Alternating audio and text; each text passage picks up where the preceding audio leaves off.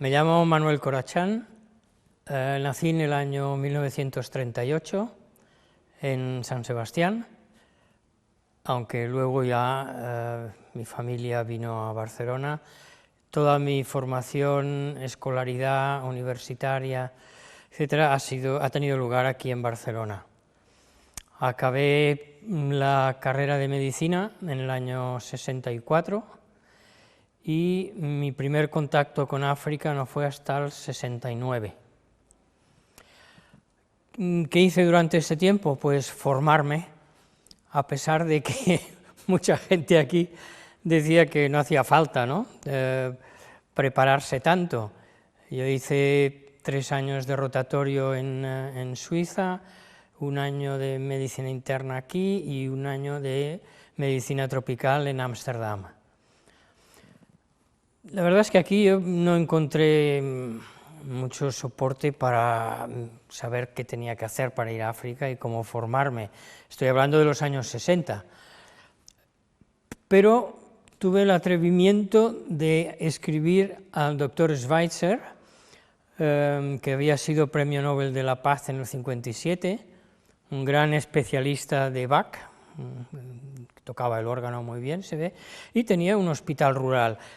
Y yo le dije, mire, yo quisiera ir a trabajar a África, a mí me gusta la medicina interna, y yo quiero ser internista y tropicalista con el tiempo.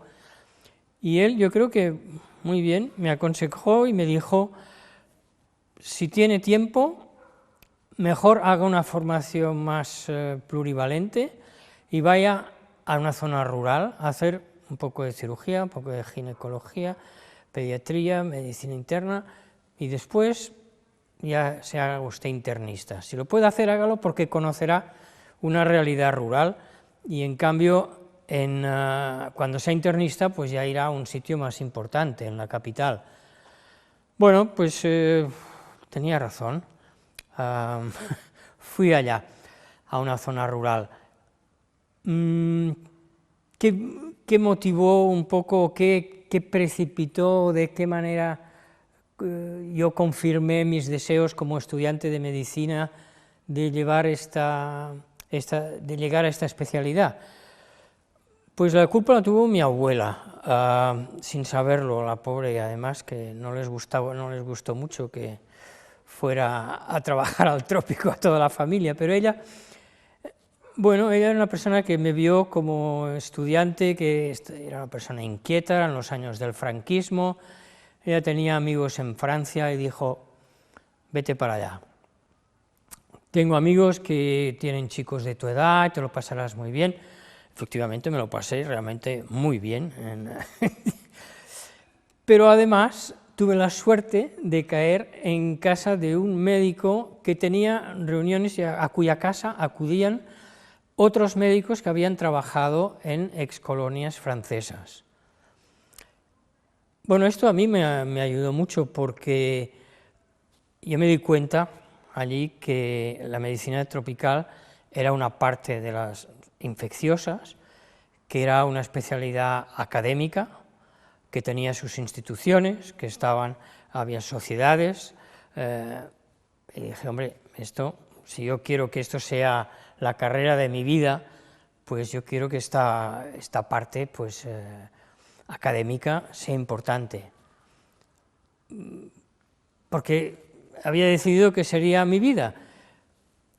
Entonces yo pienso que con esto de ir a trabajar a África o al trópico en general, hay una combinación de factores a poner en tu haber, ¿no? O sea, bueno, uno de ellos es la formación, sin duda, otro es altruismo, idealismo, otro puede ser algo de aventura. Yo creo que, en mi caso, formación y el altruismo formaba la mayor parte, y quizá el tema aventura sería un 10%. Además, porque pienso, después de haber visto durante tantos años, pues, tantos cooperantes y tanta gente ir a trabajar al trópico, yo creo que los que ponen al revés, que ponen mucho componente de aventura y poco de formación y altruismo, África no los necesita, la verdad. No. no se hace nada con ellos, se estorban bastante. Bueno, total, pues que así me confirmó aquella estancia en Francia de que esta especialidad era una especialidad seria, académica, y que iba a llevarla a cabo. Bueno, el viaje fue con mucha emoción, claro, porque es la primera vez que uno va a lo que es su ideal, ¿no? Bueno, pues lo principal para mí es que al abrirse la compuerta del avión y salir a las escaleras, hay una especie de combinación de color, de calor, de olor, y una sensación muy física, una sensación de que se te abraza. Yo tuve una sensación de que se me acogía. Bueno, no fue solo la primera vez, yo cada vez que he ido al continente africano, y he aterrizado allí muchas veces, cada vez que se ha abierto la compuerta he tenido esta misma sensación, que no he tenido, por ejemplo, yendo a otros lugares, ¿no?, a otros continentes, en absoluto, pero esto se ha repetido siempre. No había estructura de ONGs, no había ningunos arreglos aquí de contratos con España, ni seguridad social, ni nada, o sea, era irse totalmente, o sea, el componente idealismo tenía que ser importante, sin duda. Bueno, llego a Ghana y ¿qué sabía sobre Ghana? Poca cosa, porque en aquellos años también pues nuestras librerías estaban muy desprovistas de información sobre temáticas internacionales y cosmopolitas, sin duda. Bueno, en el curso en Holanda, al tocar temas de salud pública en general, de la medicina tropical en general, tocas África, claro, y bueno, algo de estructuras sociales y de temas socioeconómicos, algo te llega. Y sabía también que yo llegaba a Ghana, que era el primer país que había alcanzado la independencia del África, dentro de la África negra, o sea, en el 57 el presidente Nkrumah había logrado ya, luego los demás siguieron en los 60, pero él fue el primero. Bueno, pues llego a este hospital, que tiene 125 camas, y soy el único médico. Y tenía esta formación plurivalente, lo cual quiere decir que me tenía que ocupar pues, de las grandes especialidades. Bien, pues lo primero que hice es racionalizar las mejores enfermeras que vi ya después de trabajar unos días, pues fueron adjudicadas, les adjudiqué la jefatura de pediatría, de ginecología, de medicina interna, y decirles, yo por las mañanas pues voy a tener que operar hernias, hacer estas cosas, vosotros pasáis la visita y me guardáis lo que creéis que son temas a discutir conmigo, pero yo no puedo pasar una visita de 125 camas y al mismo tiempo tener que hacer intervenciones. Bueno, bien, yo creo que esto me enseñó mucho, aunque luego he ido por caminos muy diferentes, y ya no tanto ni plurivalentes ni de zona rural, pero aquello me fue realmente muy útil. Y bueno, y sirve un poco, puedo enlazar esto con una pregunta que hacéis en vuestro cuestionario, que es sobre los estereotipos. Yo creo que en este trabajo en la zona rural a mí me sirve mucho para afirmar un poco primero, que el estereotipo africano que tenía yo antes de salir, o que había oído siempre aquí en Europa, es decir, que era pues el máximo del primitivismo dentro de las culturas y la sociedad, etcétera, pues que esto no era en absoluto verdad. primer lugar, solo el nombre del país, Ghana, te evoca el reino de Ghana, que no tiene nada que ver con estas fronteras de la Ghana actual, sino que el reino de Ghana se iba, estamos hablando del siglo VII, del siglo VII hasta el XII, pero el reino de Ghana se iba mucho más hacia el noreste, hacia Mauritania. Bueno, pero el reino de Ghana pues tuvo una cultura y una sociedad con estructuras muy absolutamente civilizadas, y era un reino, con su legislación. Claro, esto ya de entrada te rompe bastante el estereotipo, ¿no? Donde yo estuve era había la tribu de Agomba, y una vez al año pues había una especie de desfile con jefes de Agombas, con caballos ajaezados, con, bueno, como diría yo, con abalorios y decoraciones, y que se ve que en la época del Gran Reino de Ghana, pues esto era de oro, no eran cintas como ahora, sino que había sido de oro. Bueno, esto es una primera ya pérdida del estereotipo. Te diré también que esto en cuanto al estereotipo africano, pero también se rompe un poco el estereotipo del europeo prepotente, que sabe cómo alcanzar el desarrollo, ¿no? Que sabe cómo dirigir y aplicar en su trabajo. Este estereotipo también se me hunde mucho, ¿no? Por ver tanta gente, otros no, otros muy bien, por ejemplo, no sé, algunos ejemplos de personas como los padres blancos. Yo no soy una persona practicante y creyente, pero tengo un respeto enorme por la manera como muchos de los padres blancos vi trabajar. Pero en cambio muchos, entre comillas, expertos europeos que sin consultar, sin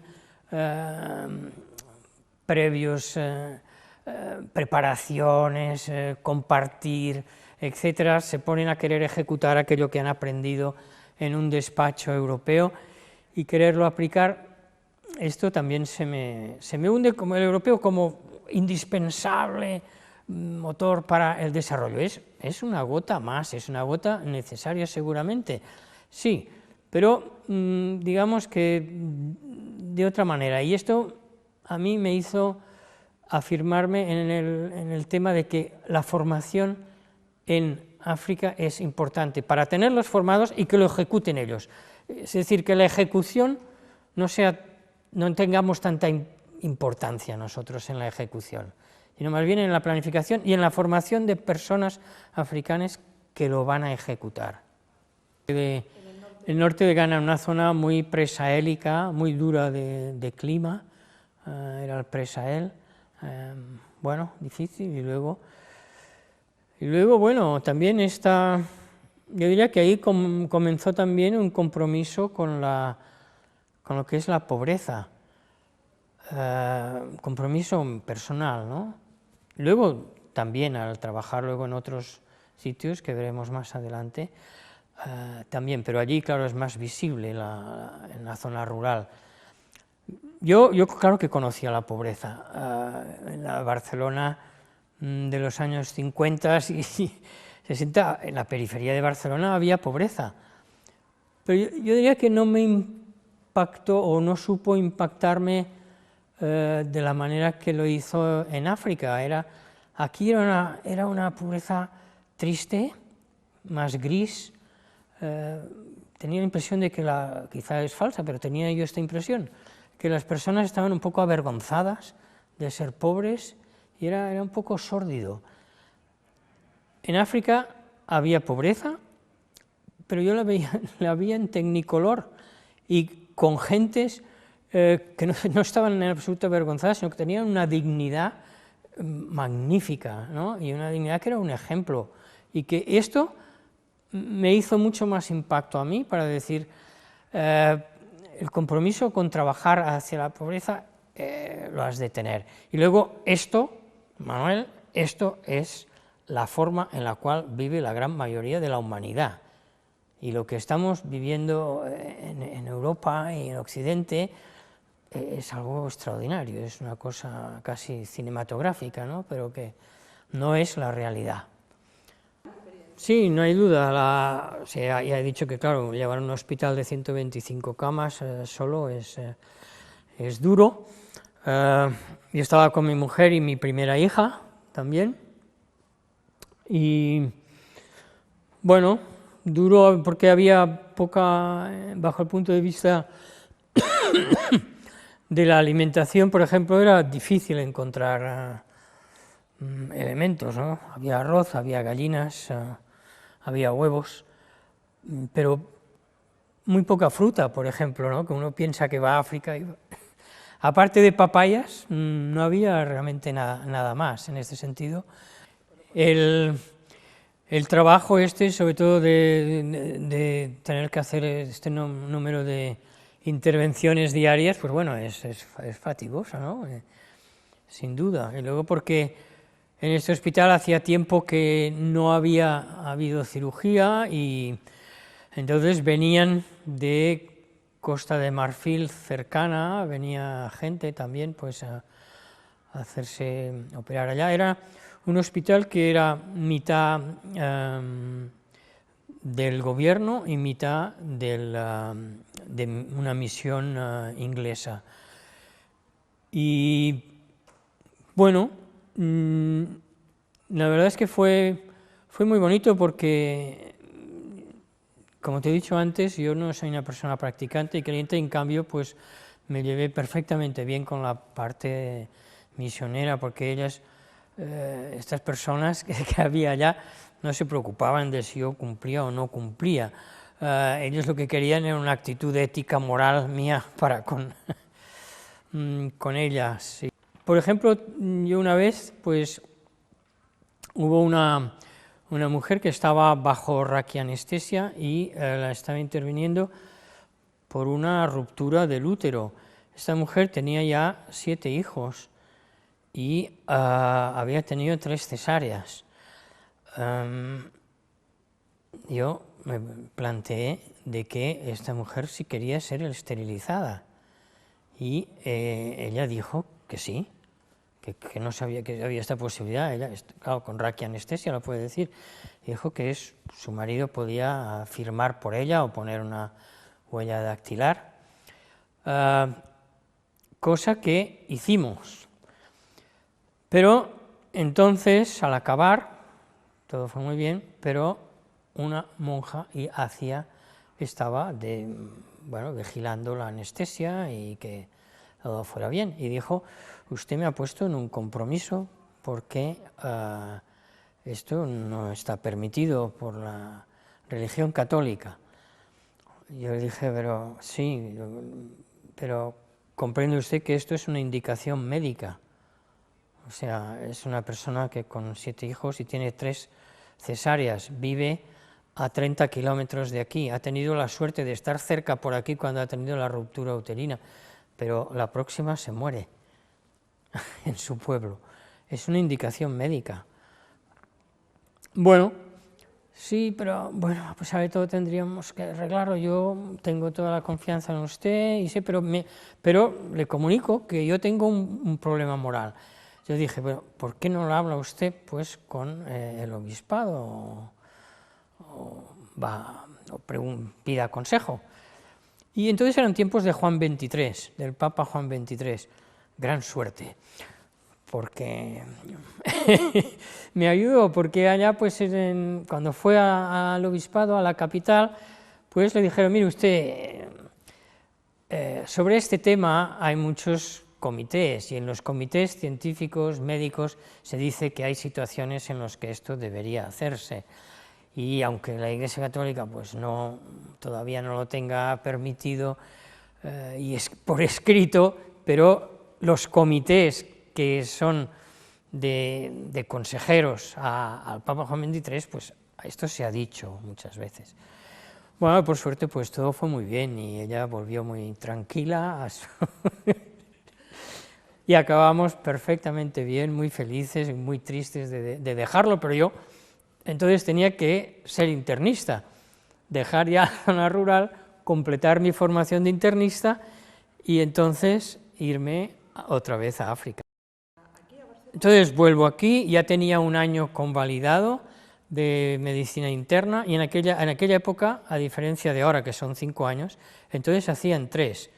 Tenía ya uno con créditos, y entonces hice 2 y medio más, y entonces encontré, a través de Medicus Mundi Internacional, o sea, la Sociedad Internacional de Medicus Mundi, a la cual yo me había adherido, pues me dijeron, la cooperación alemana y Medicus Mundi Internacional han inaugurado un hospital de 600 camas en Tanzania, en Mwanza, al borde del lago Victoria, y hay plazas para internista, si quieres ir, y sin duda. Entonces ya tenía una segunda hija, y entonces pues ya fui con mi mujer y las 2 hijas ya a Mwanza,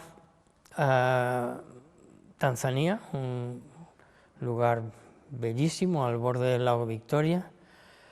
Mi despacho estaba en el 6º piso, veía el lago desde ahí, salidas, puestas de sol bellísimas en el lago, y claro está, un tema ya completamente diferente del que hemos hablado anteriormente de Ghana, de la zona rural. Esto ya es la segunda o tercera, no, es tercera, hay Dar es Salaam, Arusha, Mwanza, un hospital en el cual éramos 4 internistas, 4 ginecólogos obstetras, 4 pediatras, 4 cirujanos generales, radiología, dermatología, oftalmología, anestesiología, fisioterapia. Bueno, ya era un hospital completo, ¿no? Claro, entonces se podía hacer ya medicina interna con más peso, y una medicina de más peso. Tiene sus pros y tiene sus contras. Los pros, el que te he dicho, el poder hacer bien la medicina interna, poder aplicar pues más diagnósticos, afinar mucho más con los diagnósticos, etcétera, etcétera. Tener interconsultas, tener una serie de personal muy internacional. Eran los años del presidente Nyerere, y entonces había mucha cooperación escandinava, holandesa, etcétera, ¿no? Pero también había de países del este, porque Nyerere era el representante del socialismo africano, ¿no? Bueno, al cabo de un tiempo nos dimos cuenta de que no podíamos estar. Yo hice allí 4 años. Al cabo de un tiempo, 73 a 78.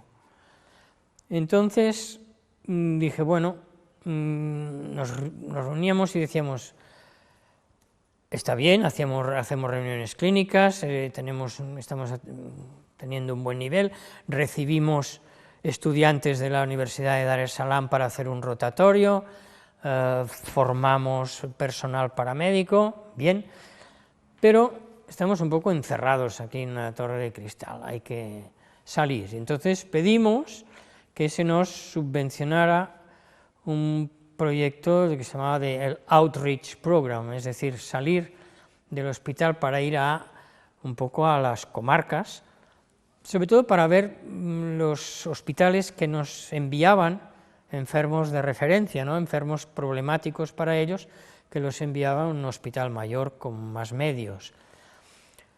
Y bueno, este programa duró un tiempo, pero luego vinieron los problemas de la gasolina en aquellos años, hubo carestías de gasolina, empezó un poco la pelea con Uganda, Tanzania, había Idi Amin entonces, en el último año esto. Bueno, total, que aquello se acabó, y bueno, el lado malo también es darte cuenta de que un hospital así se lleva el 40% del presupuesto nacional de salud, ¿no? Y que en aquella época la cooperación y la cooperación internacional estaba muy enfocada a decir, bueno, os ponemos esto en marcha, pero a los 5 años nos vamos, porque había este sentimiento de culpabilidad postcolonialismo, ¿no?, de decir, no hay que quedarse, o sea, os damos esto, lo ponemos en marcha, pero luego es vuestro, claro, es vuestro, es el 40% del presupuesto nacional de salud, no lo pudieron arreglar y pasaron, cuando yo me fui, luego hubo unos años muy malos, pero después se ha recuperado y actualmente es un hospital ya universitario. Entonces era de colaboración, se llamaba Teaching and Consultant Hospital, o sea, era un hospital de referencia al cual formábamos también médicos que habían acabado la carrera, pero que tenían que hacer un periodo de prácticas, etcétera. O sea, bien, como te digo, con sus pros y con sus contras. También allí vivimos una cosa curiosa, ahora te hablo de temas más personales, si quieres, una cosa curiosa que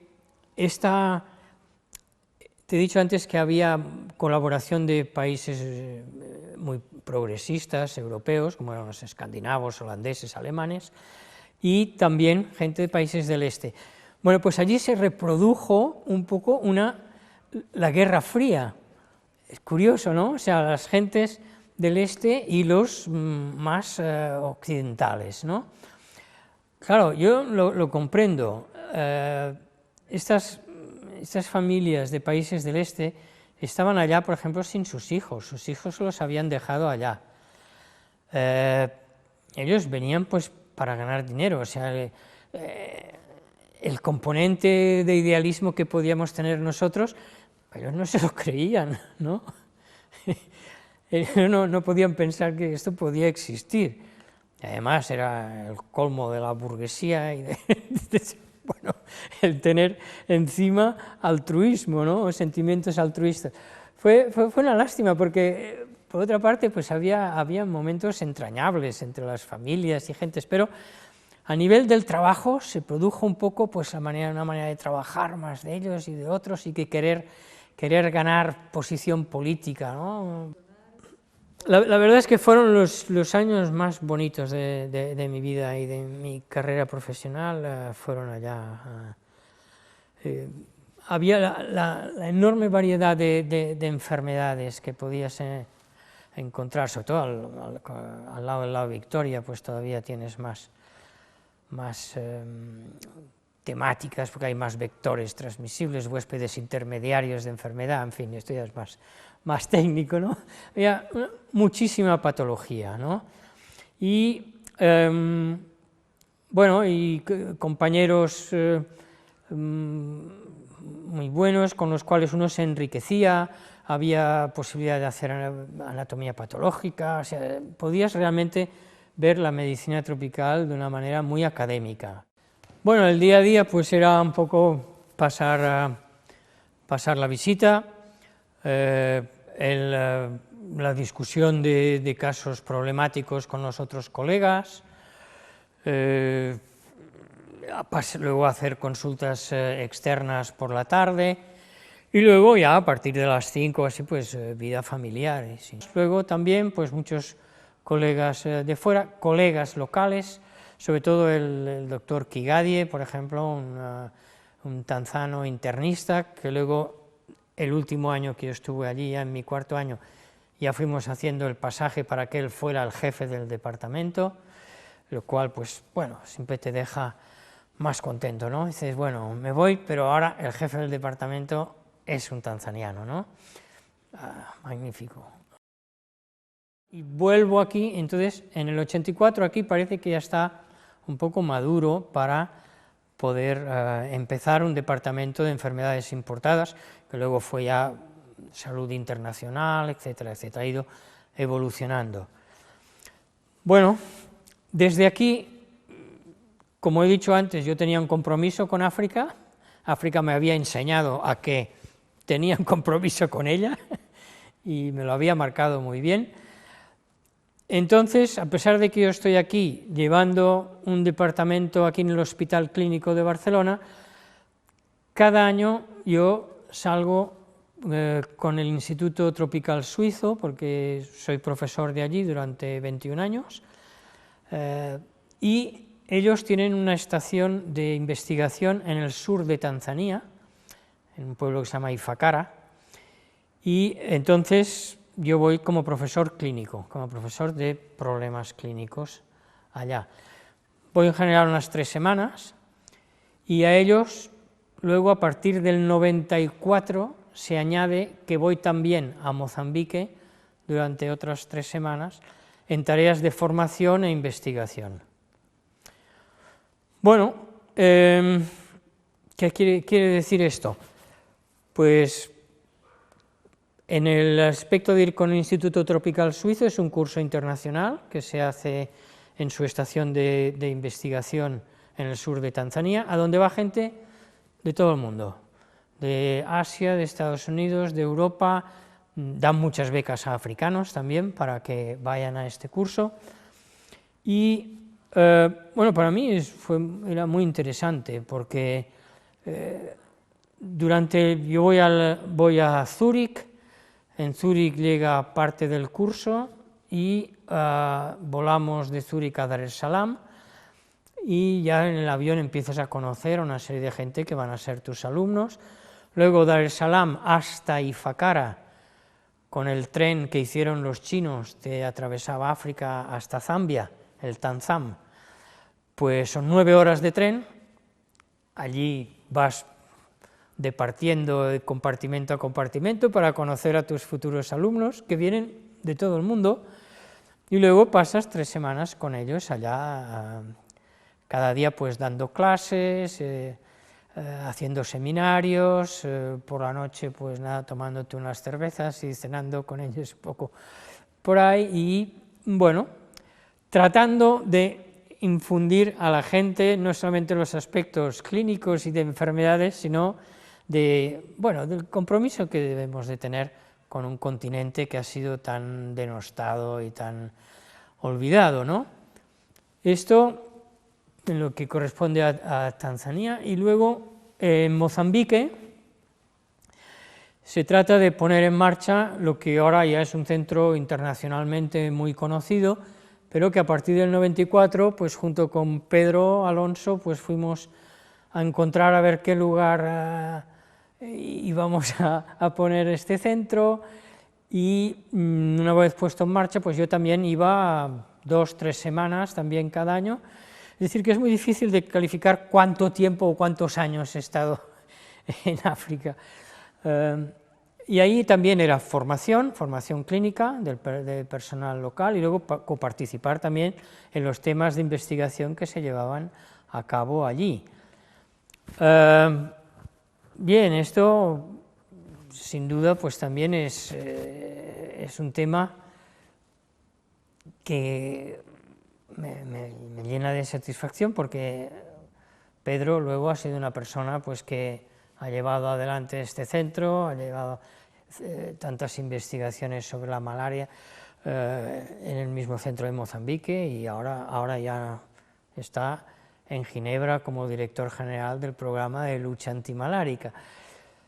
Pero bueno, sigue la relación hospital clínico, gracias a la cooperación española, que tuvo la idea precisamente de la conexión que teníamos con Ifakara, con el Instituto Tropical Suizo, que yo iba allí de profesor cada año.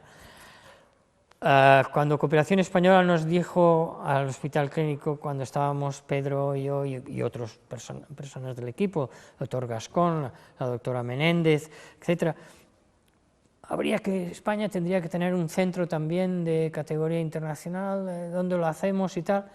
Bueno, pues Cooperación Española se volcó y construyó este centro, y yo creo que con muy buena idea.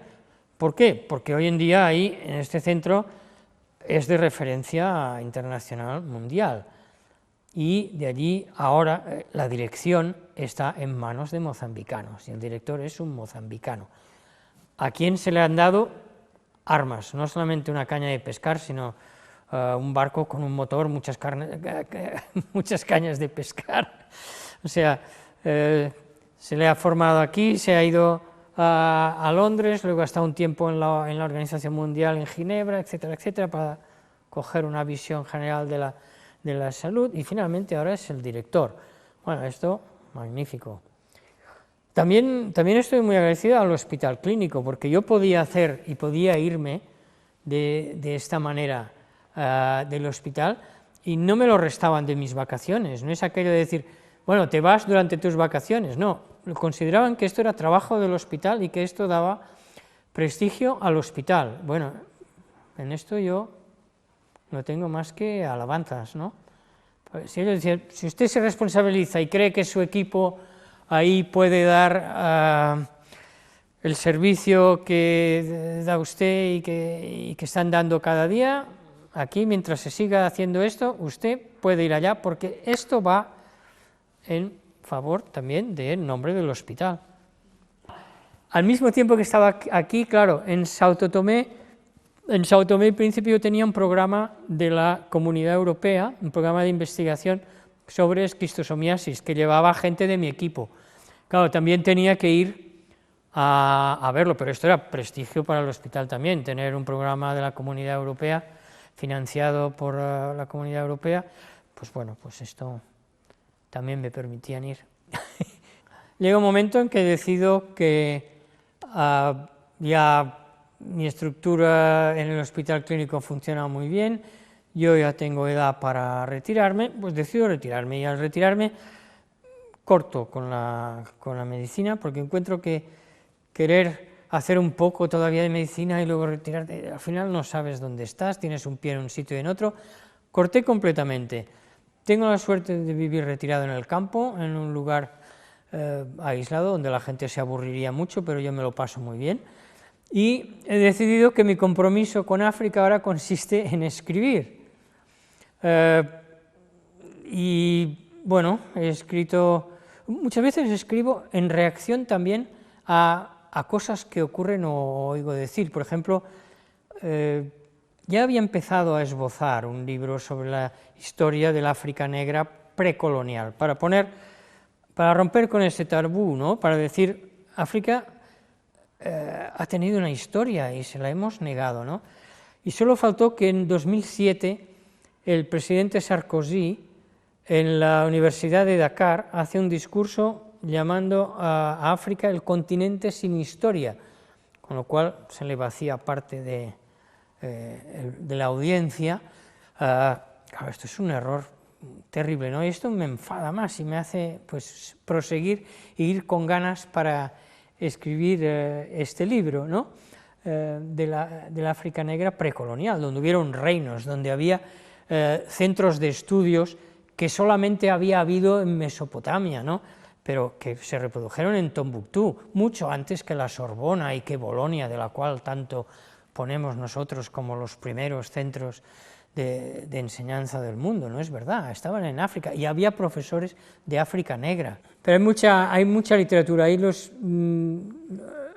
anglosajones son unos grandes escudriñadores de la historia, y lo que pasa es que son gente que, por ejemplo, son muy fair play y son capaces de rectificar, como han hecho ahora también con Stanley, siempre que el que rectifique sea inglés. Si el que lo rectifica, como ya habían probado otros antes, viene de fuera, ya no se da tanto crédito, pero si es inglés, entonces vamos y aplicamos el fair play. Esto es muy, muy británico, pero producen una cantidad de investigación histórica interminable. Bueno, yo creo que el de la hospitalidad, solidaridad, dignidad, son cosas que nosotros creemos que tenemos, pero que la verdad es que no las sabemos aplicar bien. Y en cambio ellos a nivel muy sencillo, a nivel muy del pueblo rural, lo hacen. Yo creo que nosotros estamos ahora sumergidos en una... Espero no parecer un viejo carca con todo esto, pero yo creo que realmente no sabemos gestionar la globalización. La globalización nos ha llegado y no la gestionamos. O sea, en medio de esta globalización aparece un neoliberalismo que nos lleva a un capitalismo anárquico y salvaje que ha producido lo que estamos viendo ahora, una sociedad de corruptos que se enriquecen desmesuradamente, con unas diferencias con la gente de la calle enormes, y esto no es la globalización tiene que ser redistribución de las riquezas. Cuando aprendamos a gestionar la globalización y empecemos a pensar que esto quiere decir redistribuir, y tengamos entonces estos jóvenes africanos con estos créditos y con este nivel ya de formación tan alto, África será el continente del futuro, seguro. Pero para esto tenemos que aprender esto. Y yo creo que sería importante también que los intelectuales africanos tendrían que tener congresos y reuniones y crear una ilustración africana y una reforma. Nosotros tuvimos el siglo de la Ilustración, el siglo de las luces, y también anteriormente habíamos tenido la reforma, ¿no? De la cual, por desgracia, España no quiso participar, porque la reforma iba contra el catolicismo, y pues nada, nosotros no tenemos nada que ver, pero en cambio se beneficiaron en el pensamiento y en la evolución social muchos países de Europa. Yo creo que si África pone en marcha estas dos revoluciones y nosotros gestionamos la globalización, lo repito, África es el continente del futuro. Tuvimos un avión del Idi Amin, del señor Idi Amin, que desde Kampala, que está al otro extremo del lago, si ves el lago Victoria, en un extremo hay Kampala y en el otro hay Mwanza, pues este avión atravesó el lago y tiró 2 bombas en el mercado, pero las tiró a mano prácticamente, ¿eh? Bueno, hubo un poco de revuelo, pero la verdad es que poco. Yo diría que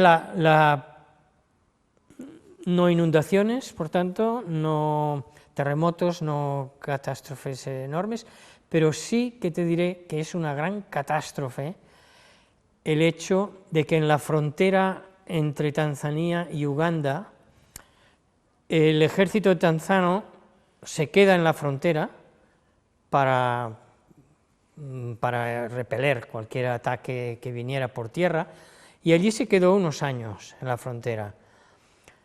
Entonces, como dicen los ingleses, don't make war, make love, aunque para mí esto no es amor en absoluto, sino que es una sexualidad disparada, un ejército allí quieto, ¿qué hace? Bueno, pues entonces allí se asistió a una eclosión del SIDA brutal, ¿no? En esta frontera, el primer distrito que hay en Uganda, tocando esta frontera con el noroeste de Tanzania, allí hubo la concentración más enorme de huérfanos que ha habido jamás en el mundo, distrito de Rakai, y allí hubo una explosión del SIDA impresionante. Esto es una catástrofe, sí. No es lo mismo, la misma transmisión, lo que lo diferencia es que muchas menos gentes tienen acceso, muchas menos gentes. Lo que sí he visto en el SIDA, antes hablábamos de posición, por ejemplo, de personal misional, católico, etcétera, etcétera. Bueno, pues yo he tenido una compañera ginecóloga americana, monja, bueno, siempre iba vestida de civil, pero lo era, que salía de su casa cada mañana después de desayunar con una caja de preservativos y los distribuía a sus pacientes, y ella hacía planificación familiar. Hoy en día hay tratamientos, sí, pero ¿tienen acceso toda la población como pueda tenerlo aquí? No, claro. Y métodos diagnósticos pues más restringidos, no están en todos lados, etcétera. Es decir, que es una cosa que yo siempre dije cuando volví aquí a Europa, ¿no? O sea, dije, nosotros vamos a tener enfermedades de ellos y ellos van a tener enfermedades nuestras, y esto es la globalización, ¿no? Esto es lo que, bueno, cuando lo dije al principio, en los años 84, cuando llegué, se pensaban que quizá un exceso de sol había alterado mi capacidad neuronal o algo así, pero no se lo creyeron, ahora ya está, es un hecho, ¿no? Difícil de juzgar. Yo creo que los países anglófonos han cuidado mucho la cuestión de lo que les llaman los clerks, que sería pues una formación de administrativos, de gente que sabe llevar a administraciones, o sea, cuadros intermedios. Había buena formación de cuadros intermedios y empezaban a haber algunos universitarios que trajeron hacia Inglaterra, sin duda. Infundieron mucho orden también en lo que son reuniones. Esto aquí en España sí que me ponía frenético, porque esto los africanos me lo enseñaban. Un comité, una reunión de un comité, hay un chairman, esta persona tiene una misión que es esta y esta, y lo ordena de esta manera y se lleva así. Y aquí es un caos cacofónico impresionante, en el que todo el mundo habla, como parecen tertulias de televisión, y bueno, estas son cosas que yo creo que los ingleses dieron bien. Yo creo que en los lusófonos lo que se ve más es que ha habido mucha más mezcla de personas, ¿no? O sea, llama la atención el número de mestizos que hay en las lusófonas, ¿no? Y que no ves en las anglófonas. Es mucho más mestizaje, sin duda. O sea que debía haber mucho más acercamiento. Yo no he vivido los años, pero faltaba más formación, sin duda. Sí. Primero me gustaría hablar de cambios en personas, por ejemplo, antes de cambios en enfermedades. Yo creo que uno de los... Claro, yo que fui en el 69 y que he seguido yendo hasta 2006, pues claro que he visto evolucionar y he visto cambios. Y yo te diría que en la juventud, en los jóvenes, yo he visto un cambio muy sustancial, y es que en los años 70, al principio, hablando con los jóvenes, pues todos los problemas de África pues se reducían al colonialismo. Es una gran verdad, o sea, no les voy a decir que no, claro que sí, pero se reducía casi simplemente a esto. En cambio ahora, los jóvenes de ahora dicen, sí, de acuerdo, hubo el colonialismo, pero es un poco la historia del abuelo esto, ¿eh? O sea, ahora también nosotros tenemos nuestros neocolonialistas en la dirección de nuestros países, y ahora nos toca a nosotros también de empezar a decir hay que mover esto. En este sentido, yo lo he visto moverse muy positivamente. En el sentido de enfermedades, también el gran cambio es la coparticipación que hay de personal nativo bien formado. O sea, hoy en día me hablabas de, bueno, qué pasa con el ébola, qué pasa con el SIDA, qué pasa con la malaria, con la tuberculosis, etc. Bueno, hoy en día tienes mucho más personal con créditos adquiridos en lugares muy válidos, y gente muy buena a la cual apoyarte, porque llevar programas de control no es un tema puramente médico. O sea, es que llevar programas de control de estas grandes enfermedades requiere epidemiólogos, estadísticos, antropólogos, sociólogos, gente en el laboratorio que proviene de la química, de la biología. O sea, la medicina hay que hacerla así hoy en día. Es decir, hoy en día, para llevar a cabo el control de estos programas necesitas un personal muy variado, ¿no? Antropólogos, biólogos, químicos, sociólogos, epidemiólogos, estadísticos, además de médicos. Y claro, hoy en día en estos países ya tienes personal de este tipo, y es un error enorme a veces querer desembarcar con todo tu bagaje, que todos son europeos. No, hay muchos allá que los puedes utilizar, pues llevar un coordinador, etcétera, etcétera. Pero cada vez más estos países ya no necesitan aquel médico como el que yo fui, polivalente a la zona rural para hacer. estas zonas rurales tienen que ir médicos locales ya, que ya tienen formación para hacer esto. Hay que ayudar más a este nivel más de coordinación de equipos y de supraespecialidades. En ese sentido, te diré también que otro de los cambios magníficos que los cuales he podido conocer desde aquí, es por ejemplo el número de tesis doctorales que africanos han hecho en la Universidad de Barcelona, aquí. Me explico, con unas puntuaciones antes de llegar a la tesis mucho más elevadas que la media de los europeos, o de los barceloneses, si quieres. Me explico, para llegar a una tesis doctoral tú tienes que ir con un bagaje de una serie de publicaciones que tienen que sumar unos puntos X.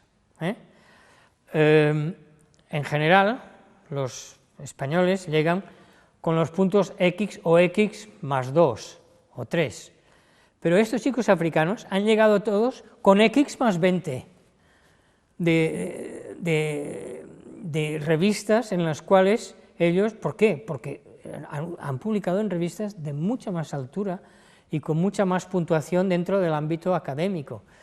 Bueno, pues ver todas estas tesis doctorales de estas personas, pues bueno, pues te da mucha satisfacción, ¿no? Decir, África va para adelante, y su juventud va para adelante. Yo tengo mucha confianza en la juventud africana. Y no solamente, he hablado ahora de salud pública y de control de enfermedades, pero hay abogados, hay cineastas, hay escritores, hay arquitectos. Todas estas gentes lo que necesitan es que nuestra cooperación les ponga ciudades intermedias, que haga Sabadells, que haga Granollers, que haga Tarrasas, que haga ciudades de calibre intermedio, con infraestructuras, porque si no, se llena la capital de un número de abogados, de un número de médicos, de un número de arquitectos, y los otros se van yendo fuera, no están en su país, no están sirviendo al país. Faltan pequeñas ciudades con infraestructuras, que esta gente puede ir con su familia, que puedan tener una escuela, que puedan tener un hospital, que puedan tener... La cooperación tiene que ir por ahí ahora. Y entonces yo creo que estos jóvenes van a tirar adelante África. En estos momentos estamos hablando de 700, 800.000 muertos por malaria al año. Ha bajado mucho. ¿Cómo se ha bajado? Con una combinación de elementos. La vacuna, la medicación y las mosquiteras impregnadas. ¿La vacuna no es muy eficaz? No. ¿Pero tiene un impacto enorme comunitario si la aplicas y conjuntamente con otros medios? Sí. Y sobre todo, ¿reduce la mortalidad? Sí, es quizás su mejor arma de esta nueva vacuna, esperando que haya otras. Pero la que se tuvo y que se puso en marcha el proyecto en Mozambique, que luego se reprodujo en varios países de África, en Mali, en Ghana, en Kenia, en Tanzania, etc. Bueno, esta vacuna, tú dices, no es muy eficaz, pero con un 40 y pico % de eficacia, pero sobre todo con un impacto sobre mortalidad, que no hay casos graves, hombre, esto ya es muy bueno, y si la empleas combinada con otros, pues estamos en estos momentos en que en lugares donde se aplican estas estrategias de control, la malaria ha bajado muchísimo. Bueno, las enfermedades de la pobreza, las enfermedades olvidadas, los clásicos parásitos intestinales, los que la gente adquiere pues, por andar descalzo, también por entrar en ríos y lagos, que adquiere la esquistosomiasis, por enfermedades como la tuberculosis de tan fácil transmisión y que nosotros cuando la controlamos, no la controlamos tanto por la streptomicina, sino por vivir en casas de cemento con ventanas cerradas y con mejoría económica, más que con medicamentos. O sea, la pobreza, la incidencia de la pobreza sobre el tema de salud es terrible. Por esto he querido hablar un poco sobre pobreza, ¿no?, al principio de la charla.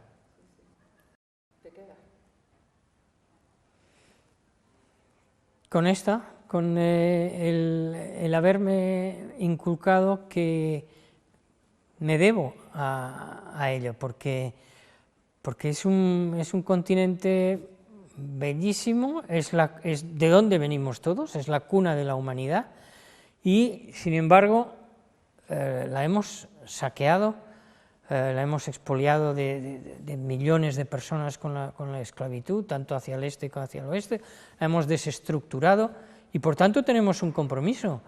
Y yo creo que África me lo ha sabido dar sin trauma, me lo ha sabido dar de una manera muy pausada, muy digna, yo creo.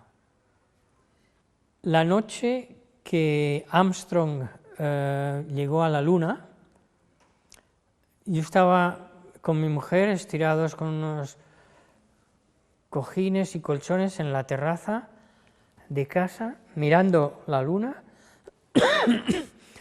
y con la BBC en marcha, describiendo la llegada de Armstrong, y en el pueblo se oían tambores. Esto es maravilloso.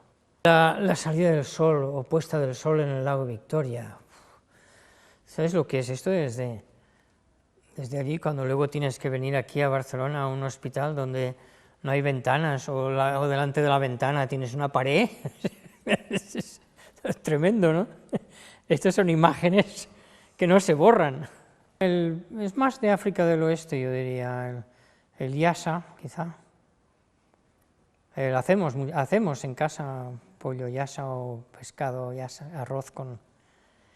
La verdad es que África me ha dado mucha felicidad y no sabría decirte, claro, no puedes cumplir, tener más medios, no puedes cumplir, cortar mucho más la transmisión de ciertas enfermedades, claro, sí, pero ser una gota de agua en el océano es bueno, no hay que querer ser un océano, todos tenemos que ser gotas de agua en el océano. Que la gente vaya a África sabiendo ayudar. Hay un exceso de querer ayudar a África, a veces con un descenso en la calidad. Yo creo que mejor menos, pero de más calidad. España llegó un momento que hay tal número de ONGs que es imposible, ¿no? Y tampoco es posible que esta ONG se ocupe de agricultura y al año siguiente de salud pública y al otro año de un taller de formar electricistas. O sea, cuidado, o sea, no hay que ir a África para vivir o para sacarte de problemas que tengas aquí en Europa, no les traigas más problemas, no vayas a resolver tu problema y hacer algo allí para resolver tu problema, no, ¿ves? Con una buena formación para dársela a ellos. No hay que ir a molestar. Bueno, yo diría uno, por ejemplo, mi jefa de enfermeras de medicina interna, Mary Akunai, es una persona que enseguida me impresionó mucho. Es una persona que llegaba con un uniforme impecable, limpia, que dirigía a sus personas cada mañana con una arenga, les decía lo que tenían que hacer, con firmeza, infundiendo disciplina, pero al mismo tiempo con mucha humanidad. Una manera de hablar, igual con los pacientes, igual, mucha humanidad, mucho cariño, pero luego mucho orden, mucha metodología. A mí esta persona me impresionó muchísimo y también me deshizo, claro, el estereotipo, el africano como el máximo exponente del primitivismo, etc. Esta chica, para mí, podía ser jefa de servicio en cualquier hospital universitario en Europa. Era magnífica como llevaba el servicio.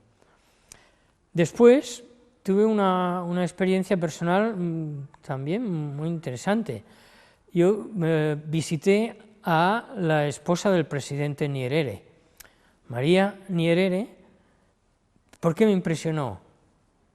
Me impresionó porque llegó con un papelito roto así y escrito a boli, con un boli, de un enfermero de la ciudad, de un centro de asistencia primaria, que ponía: la señora Nyerere pues sufre de XXXX y me gustaría que la visitaran en el hospital de Muanza y tal y cual. La mujer del presidente hace lo que dice el presidente. Hay dispensarios, hay centros de salud, hay hospitales comarcales, hospitales de referencia, y esta mujer va al estrato inferior y le hacen un garabato allí en un papel, y luego se viene con el papel al hospital y pregunta. Entonces sí, pregunta al director que quién le tiene que ver, y entonces, bueno, viene con el director y ella, y me dice: doctor Corachán, ¿puede usted visitar a la señora Nyerere? Pues claro, ¿no? Pero qué ejemplo, ¿no? Magnífico, o sea, socialismo africano de verdad, aplicado, y además por un presidente. Bueno, esto es increíble, ¿no? Que sea el continente del futuro, que nos guíe.